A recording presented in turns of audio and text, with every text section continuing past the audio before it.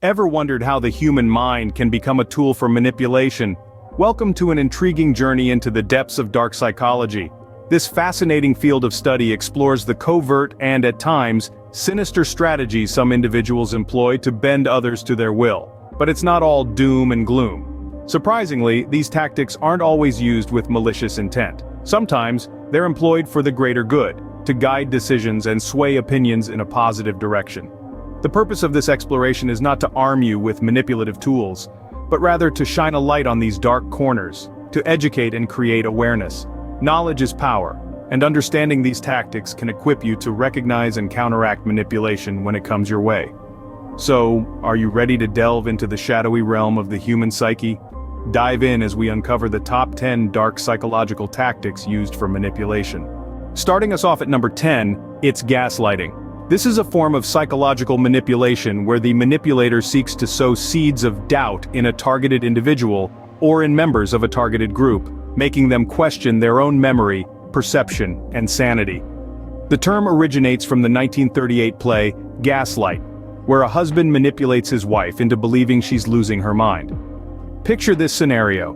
A person repeatedly tells you they've done something when they haven't, or denies doing something that you know they've done. Over time, this consistent denial and misleading narrative can cause you to question your recollection of events, leading to confusion and self-doubt. The effects of gaslighting can be devastating, often leading to feelings of disorientation, guilt, and even depression in the victim.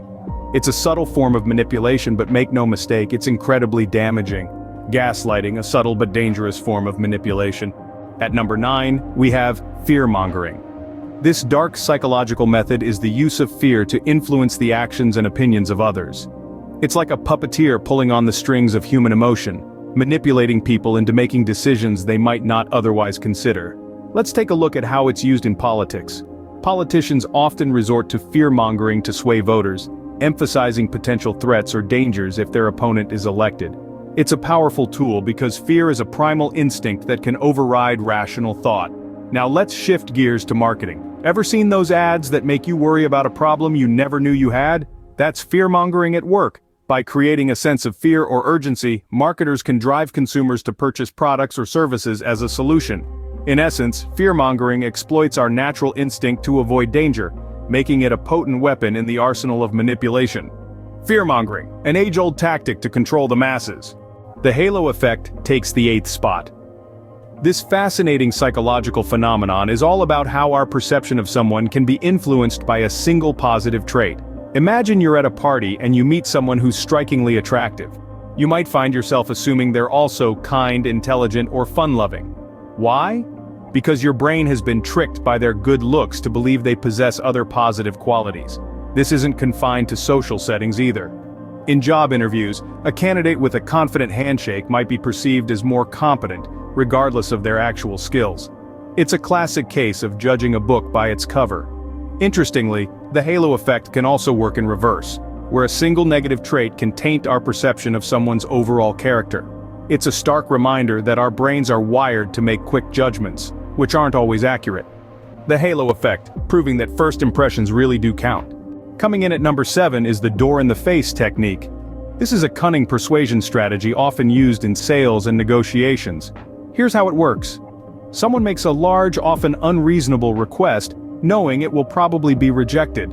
Once turned down, they follow up with a much smaller request, which seems more reasonable in comparison. The initial rejection creates a sense of obligation, making the second, smaller request more likely to be accepted. Think about a kid asking their parent for $100. The parent, of course, refuses. The child then asks for $10 instead. Suddenly $10 doesn't seem so bad in comparison to $100, right? The door-in-the-face technique can be incredibly effective. It plays on our desire to be cooperative and our discomfort with saying no. But remember, it's not about tricking people into doing something they don't want to do, but rather a negotiation strategy to reach a mutually beneficial agreement. The door-in-the-face technique, a classic negotiation strategy. At number 6, it's emotional blackmail. Now this is a method that manipulates through a cocktail of guilt, fear, and obligation. Imagine a friend who constantly plays the victim card, making you feel guilty for not catering to their needs, or a partner who threatens to end the relationship if you don't comply with their demands. These are classic instances of emotional blackmail, Emotional blackmail can be subtle, making it difficult to recognize. It often disguises itself as concern or love, which makes it a prevalent strategy in personal relationships. The emotional toll, however, is far from subtle. It can lead to stress, anxiety, and a feeling of being trapped. Interestingly, the term was first coined by psychotherapist Susan Forward in her book, published in 1997. She identified 4 types of blackmailers: punishers, self-punishers, sufferers, and tantalizers. So it's not just a dark concept, but a studied psychological phenomenon. Emotional blackmail, a hurtful manipulation tactic. The bandwagon effect claims our 5th spot. This psychological phenomenon occurs when people do something primarily because others are doing it, regardless of their own beliefs. It's like being on a bandwagon, hence the name. This effect heavily influences trends and fads, swaying our preferences and choices. Consider advertising. How often have you heard phrases like "everyone's talking about it" or "join millions who love our product"? These statements leverage the bandwagon effect, making you feel like you're missing out if you don't jump on board. And let's not forget social media. Influencers and viral posts are the epitome of the bandwagon effect in action. When a post starts getting likes and shares, it's more likely to attract even more engagement, creating a snowball effect. This subtle manipulation can sometimes lead us to make decisions we might not have considered otherwise. The bandwagon effect, making us follow the crowd. Number 4 is the foot-in-the-door technique. This method is a classic in the world of persuasion and manipulation. It involves making a small request that's easy to agree to, and then following up with a larger request. The idea is that once you've got your foot in the door with the smaller request, the person is more likely to agree to the bigger one. Let's say you're a salesperson. You might first ask a potential customer if they have a moment to discuss a product. This small request is easy to agree to.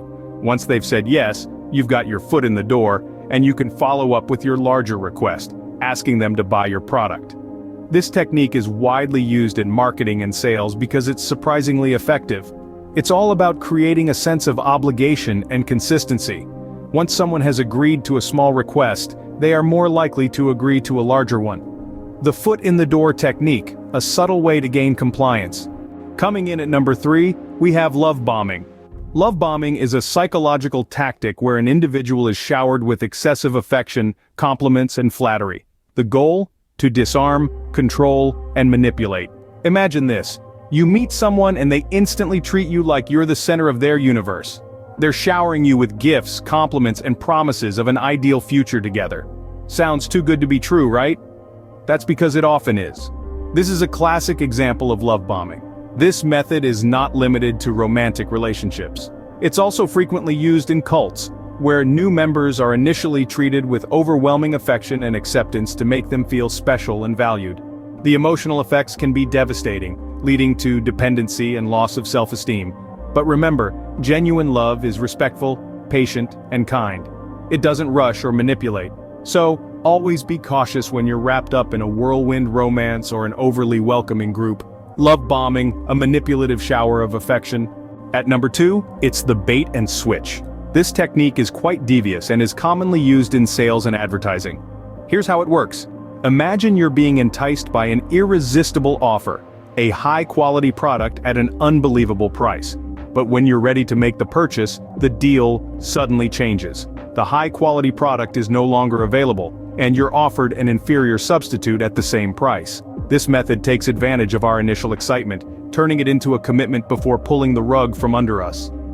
It's a psychological game, playing on our disappointment and the sunk cost fallacy. We're more likely to settle for the inferior product because we've already invested time and energy into the transaction. So, whether it's a flashy advertisement for a bargain that's too good to be true, or a salesman offering you a deal that suddenly changes, beware of the bait and switch. It's a trick that leaves you feeling cheated. And the most shocking method at number 1 is the Dunning-Kruger effect. This psychological phenomenon is named after social psychologists David Dunning and Justin Kruger, who first identified it.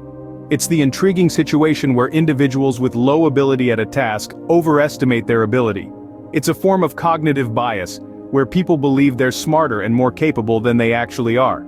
Let's take an example. Imagine a person who's not very good at chess.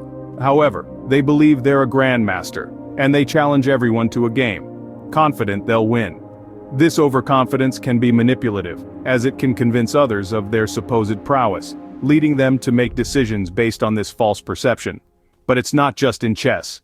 From politics to the workplace, the Dunning-Kruger effect can be seen everywhere, leading to misguided decisions and actions, all driven by an inflated sense of self-worth and competence.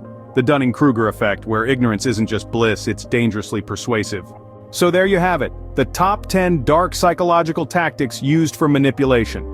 We've journeyed through the murky world of gaslighting, fear-mongering, the halo effect, the door-in-the-face technique, emotional blackmail, the bandwagon effect, the foot-in-the-door technique, love bombing, the bait and switch, and the Dunning-Kruger effect.